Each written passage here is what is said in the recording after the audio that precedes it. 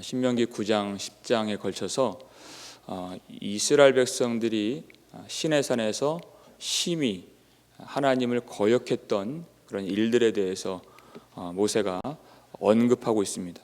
금송아지를 섬긴 일을 말했었죠. 그것은 이스라엘 백성들의 실패를, 그들의 상처를 들춰내기 위함이 아니라 하나님이 그들에게 얼마나 큰 은혜를 베풀어 주셨는가를 설명하고 그 은혜를 나타내기 위해서 그렇게 말을 했던 것입니다. 그 하나님의 사랑을 알아야 하나님께 온전한 마음과 기쁜 뜻으로 하나님을 사랑하고 하나님을 섬길 수가 있기 때문에 그 은혜를 가르쳐 주기 위해서 그렇게 했던 것입니다. 오늘 본문에서는 더 나아가서 하나님께 왜 순종해야 하며 또 그 하나님을 사랑하는 것이 어떤 내용을 갖고 있는지에 대해서 우리에게 가르쳐 주고 계십니다. 우리 14절 말씀인데요, 함께 읽겠습니다. 하늘과 모든 하늘의 하늘과 땅과 그 위의 만물은 본래 내 하나님 여호와께 속한 것이로되. 하늘과 모든 하늘의 하늘과 이렇게 되어 있어요. 인간이 범접할 수 없고 인간이 헤아릴 수 없고 도무지 도달할 수 없는 가장 높은 하늘, 그것까지도 만드시고 그리고 다스리시는 만물의 주인이시며 모든 만물의 통치자이신 하나님, 그런 뜻이죠. 그 지극히 높으신 하나님이 무엇을 바라보고 계시는가? 15절 말씀 보시면요, 여호와께서 오직 내 조상들을 기뻐하시고 그들을 사랑하사 그들의 후손인 너희를 만민 중에서 택하셨음이 오늘과 같으니라 그랬어요. 지극히 높으시고 광대하신 하나님이 누구를 바라보시는가? 오직 내 조상들을 기뻐하시고, 이렇게 됐습니다. 아브라함과 이삭과 야곱을 사랑하신 하나님, 그리고 이스라엘을 그 사랑 때문에 지금까지도 택해 주셨다. 지극히 높으신 하나님, 크신 하나님. 그런데 이스라엘 백성은 어떤 자리에 있습니까? 너무나도 작고 힘이 없고 보잘것이 없는 그런 민족을 하나님이 택하셨다는 뜻이에요. 왜 그렇게 택해 주셨을까? 그건 바란다고 해서 되는 일이 아니고, 하나님이 택해 주신 은혜는 절대 당연한 것이 아니고 그럴만해서 된 것이 아니다라는 뜻입니다. 그들은 그런 택함을 받을 만한 어떠한 공로나 자격이나 됨됨이나 어떤 조건이 갖추어지지 않았다. 다윗이 그런 고백을 했죠. 시편 8편 4절에서 사람이 무엇이길래 주께서 그를 생각하시며, 사람이 무엇이간데 주께서 그를 돌보시나이까. 도무지 나를 택하신 이유를 나 자신에게서는 찾을 수가 없다는 것입니다. 가장 풀리지 않는 문제는 바로 그것입니다. 하나님이 나를 왜 택해 주셨는가예요. 도무지 풀리지 않는 문제. 어디에서 답을 찾을 수 있나요? 그것은 하나님의 사랑 때문이었다라는 것입니다. 하나님이 사랑하사 택해 주셨다.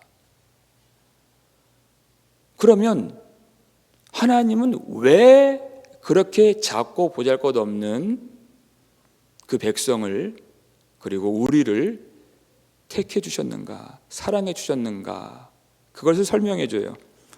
16절 말씀인데요. 읽겠습니다. 그러므로 너희는 마음에 할례를 행하고 다시는 목을 곧게 하지 말라 그랬어요. 하나님의 사랑을 설명한 다음에 그러므로 결론이 나오죠.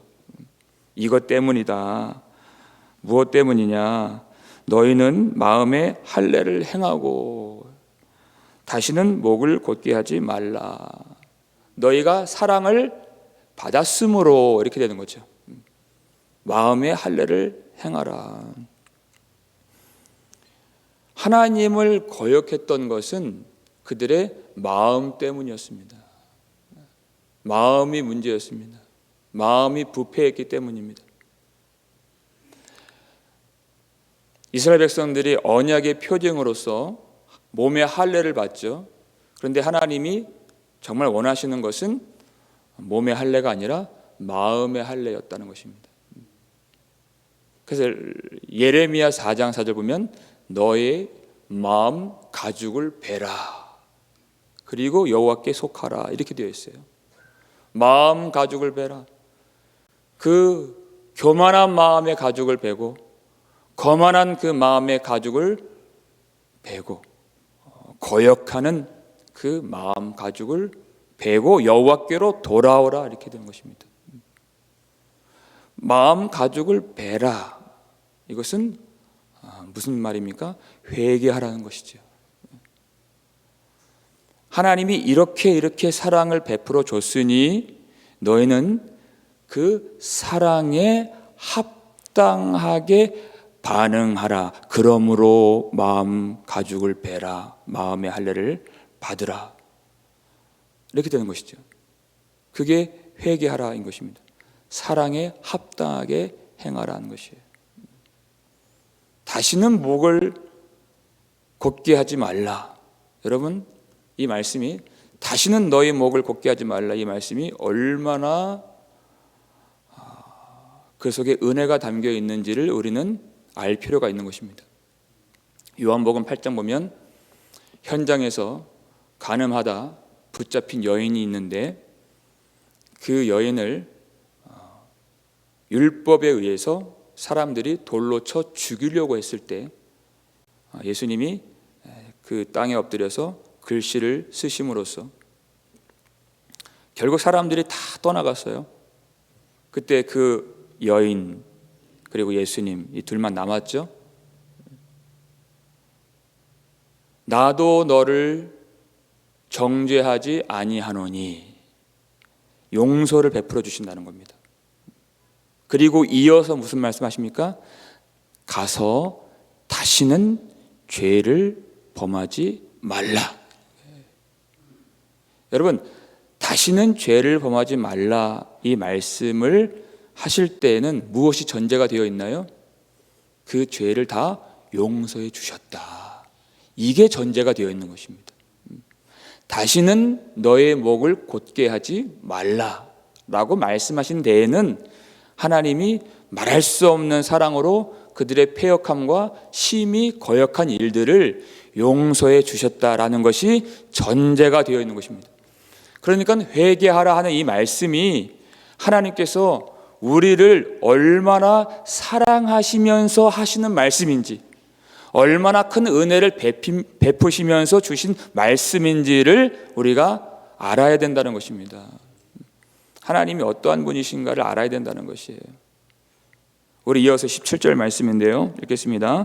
너희의 하나님 여호와는 신 가운데 신이시며 주 가운데 주시요 크고 능하시며 두려우신 하나님이시라. 사람을 외모로 보지 아니하시며 뇌물을 받지 아니하시고. 아멘. 여기서 여호와는 신 가운데 신이시며 주 가운데 주시요 이렇게 되어 있습니다.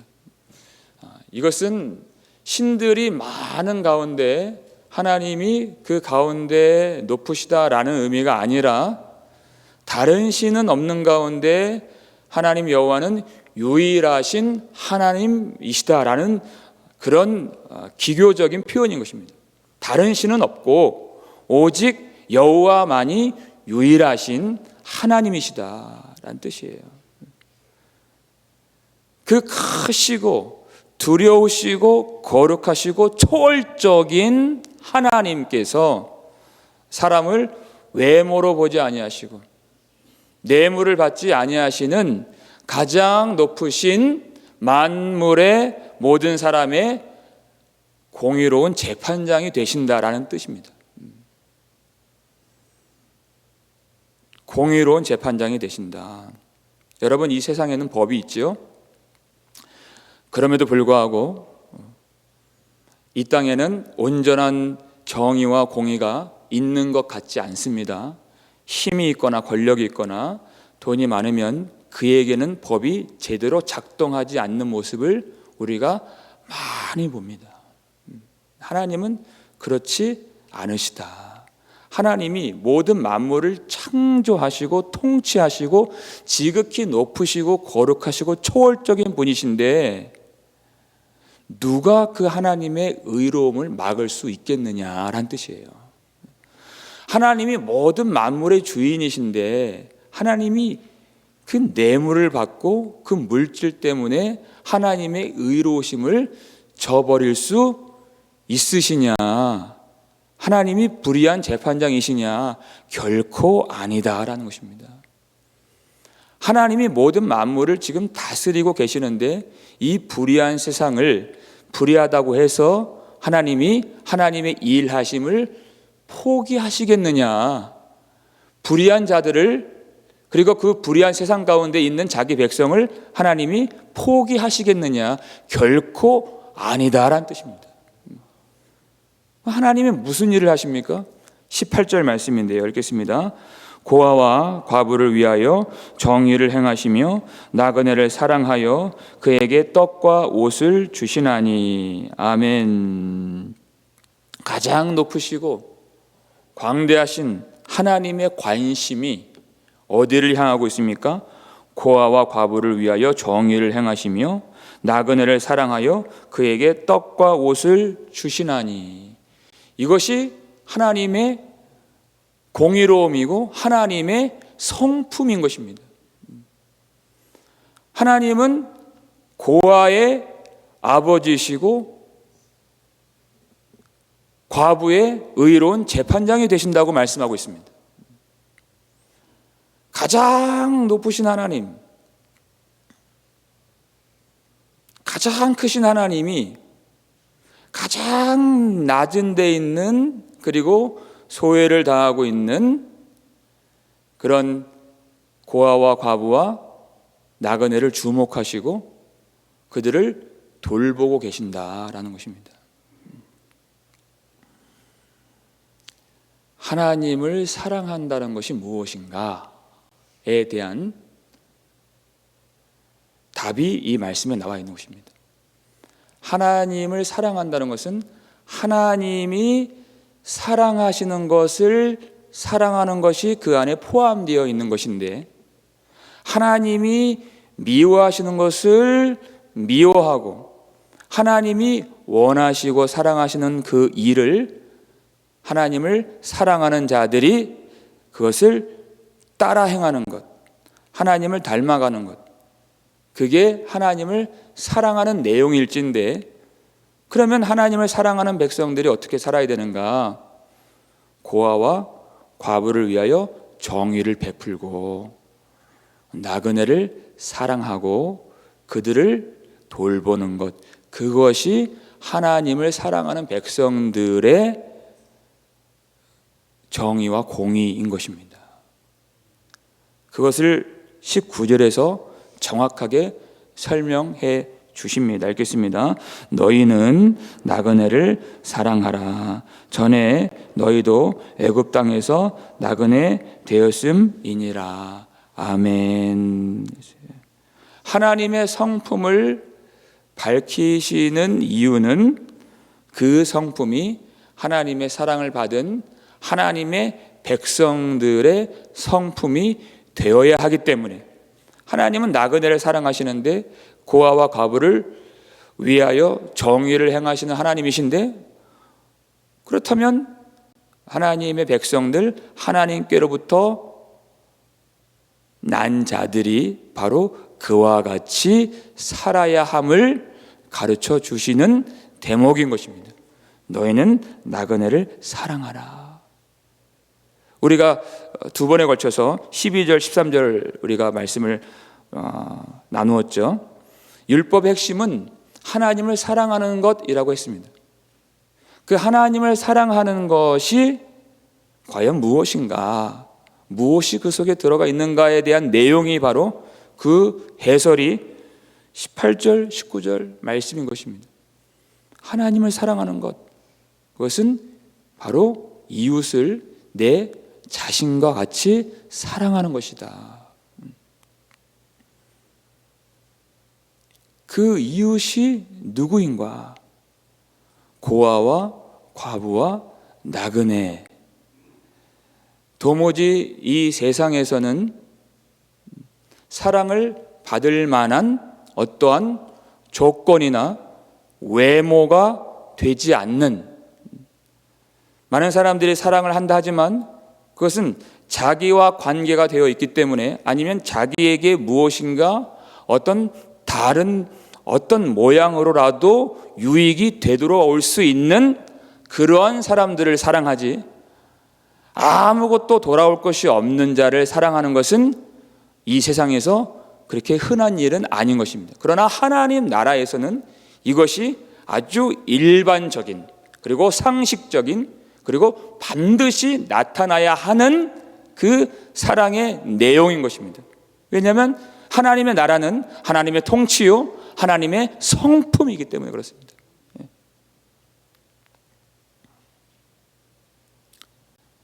왜 그렇게 사랑을 해야 되는가?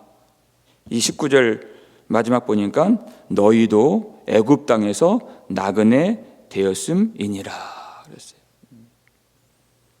하나님의 사랑은 이웃 사랑인데 이웃을 내 자신과 같이 사랑을 했어요. 동일시하는 거죠. 자기와 동일시하는 게 사랑이에요. 왜 그렇게 해야 되는가 보니, 이스라엘 백성들이 애굽 땅에서 나그네 되었기 때문에 그 나그네인, 도무지 사랑을 받을 만한 자격이 없고 어떤 모양이 되지 않는, 너무나도 작고 보잘것없는 그들을 하나님이 사랑해 주셨고, 광야의 모든 여정 속에서 하나님이 그들을 극진히 사랑하시어 입히시고 먹이시고 돌보신 하나님의 사랑을 받은 자들이기 때문에, 누가 사랑할 수 있나요? 누가 그 율법대로 하나님을 사랑하며 그리고 그 이웃을 자신과 같이 사랑할 수 있나요? 그것은 하나님의 사랑을 받은 자들만이 그렇게 사랑할 수가 있고 또 그렇게 해야만 하는 것입니다. 사랑이 어디 있습니까? 우리 마지막으로 이 말씀인데요, 요한일서 4장 7절 8절 말씀 읽겠습니다. 사랑하는 자들아, 우리가 서로 사랑하자. 사랑은 하나님께 속한 것이니 사랑하는 자마다 하나님으로부터 나서 하나님을 알고 사랑하지 아니하는 자는 하나님을 알지 못하나니 이는 하나님은 사랑이심이라. 아멘. 사랑은 하나님께 속한 것이니 그랬어요. 세상에 있는 것이 아니라 하나님께만 있는 사랑인 것입니다. 사랑하는 자마다 하나님께로부터 났다, 거듭난 하나님의 자녀들이다라는 것이 증명되는 그 사랑인 것입니다. 사랑이 있느냐, 사랑이 없느냐, 그것은 세상에 있는 사랑을 말하는 것이 아닙니다. 나에게 무엇인가 돌아오는 그 사랑이 아니라, 내게 어떤 것이 돌아오지 않아도 하나님께서 우리에게 행하신 그 참 사랑이 나타날 때 우리는 하나님의 백성, 하나님께로부터 태어난 거듭난 하나님의 자녀인 것이 드러나게 되는 것입니다. 그리고 하나님을 알고 그랬어요. 하나님을 아는 내용이 무엇이냐? 그 참 사랑이 있느냐 없느냐. 사랑하지 않는 자는 하나님을 알지 못하는 자다. 그 참 사랑이 있는 자만이 하나님을 아는 자고 하나님께로부터 난 자다라는 것입니다. 그 참 사랑이 무엇인가? 그것은 아무런 사랑을 받을 만한 조건이 없는, 구원을 받을 만한 자격이 없는 그런 사람을 사랑하는 것. 사랑할 이유가 전혀 그 당사자에게서는 나타나지 않는, 그것이 우리에게 풀리지 않는 문제라고 했죠. 왜 나를 사랑하시는가? 도무지 이유를 찾을 수가 없는 것. 그것은 천국에 가서도 그 이유를 찾을 수가 없는 것. 나 자신에게서는 그 이유가 도무지 나타나지 않는 것이라고 했습니다. 그러니까 그 사람에게는, 상대방에게서는 도무지 사랑을 할 만한 어떠한 것도 찾지 못하는 그 사람을 사랑하는 것이 무엇 때문입니까? 그것은 그 사람 때문이 아니라 도무지 사랑받을 만한 자격이 없고 구원받을 만한 자격이 없는 나를 사랑해 주신 하나님 때문에, 하나님이 나를 사랑해 주셨기 때문에, 그 하나님을 알기 때문에, 그리고 그 하나님을 나도 사랑하기 때문에, 그리고 그 하나님이 이제는 내 속에 거해 주시기 때문에 그 사람이 할 수 없는 그 사랑이 우리에게서 나타나게 된 것입니다. 그러면 우리가 이 사랑이 온전하게 이루어지기 위해서 우리는 무엇을 생각해야 될까요? 우리는 하나님의 사랑이 아니었다면 여전히 지금도 영원한 죄와 그 비참한 사망 가운데 있었을 것이라고 하는 생각, 내가 어디로부터 구원을 받았는가, 무엇으로부터 하나님이 나를 건져내 주셨는가, 내가 얼마나 큰 죄 가운데 있었으며 얼마나 답이 없는, 그리고 소망이 없는 비참한 죽음 가운데서 종노릇 했었는가를 생각할 때 하나님의 사랑의 어떠하심이, 그 하나님의 사랑의 너비와 길이와 높이와 깊이가 어떠하신가를 우리가 알 수가 있는 것입니다. 그 하나님의 사랑을 안다면 우리는 어떻게 해야 될까요? 이웃을 나 자신같이 사랑하는, 도무지 사랑을 주어도, 아무리 사랑을 주어도 다시 돌아올 것이 없는 그 이웃입니다. 내게 어떤 것으로도, 어떤 칭찬으로도, 어떤 물질로도, 어떤 유익으로도 되돌아올 것이 없는 그 사랑일 때만이 그것이 참 사랑인 것입니다. 보상을 기대하지 마십시오. 요한일서 3장 18절 보니까 우리가 말과 혀로만 사랑하지 말고 행함과 진실함으로 사랑하자, 이렇게 되어 있습니다. 행함과 진실함, 말로는 우리가 다 사랑할 수 있는데 진정으로 하나님이 나그네 되었던, 죄의 종노릇했던, 정말 고아와 같이, 과부같이 비참한 가운데 있었던 우리를 건져내 주시고 돌봐 주시고 인도해 주신 것처럼, 함께 해 주신 것처럼 고통 가운데 있는 자들에게 정말 실질적인 위로를 건네주는, 소외된 자들에게 사랑의 손을 내밀어주는, 나그네 된 자들에게 정말 필요를 채워줄 수 있는 참 사랑이 나타날 때 그들이 바로 하나님께로부터 은혜 받은 하나님의 자녀들이요, 하나님의 성령으로 채워진 참 교회가 되는 줄로 믿으시길 바랍니다. 이것이 하나님의 성품이고 하나님의 사랑받은 하나님의 백성들의 모습인 것입니다. 우리가 그 사랑을 본받아서, 하나님의 사랑을 본받아서 어디에서 나를 건져주셨는가, 내가 어떠한 사랑을 받았는가, 하나님이 왜 나를 그리스도 예수 안에서 만세 전에 택정해 주셨는가를 깊이 묵상하심으로써 지금도 너무나도 비참한 고통과 죄와 사망 가운데 있는 이웃들을 하나님의 은혜로 충만한 주의 백성들이 우리가 나아가서, 거리로 나아가서 우리 삶의 모든 터전에서 하나님의 평안과 하나님의 빛과 하나님의 생명으로 인도하여 저들로 하여금 하나님의 놀라운, 우리에게 베풀어 주셨던 그것과 동일한 놀라운 하나님의 사랑을 맛보아 알게 하는 거룩한 교회, 하나님의 사랑받은 거룩한 성도들 될 수 있기를, 우리의 삶이 되기를 주님의 이름으로 축원합니다.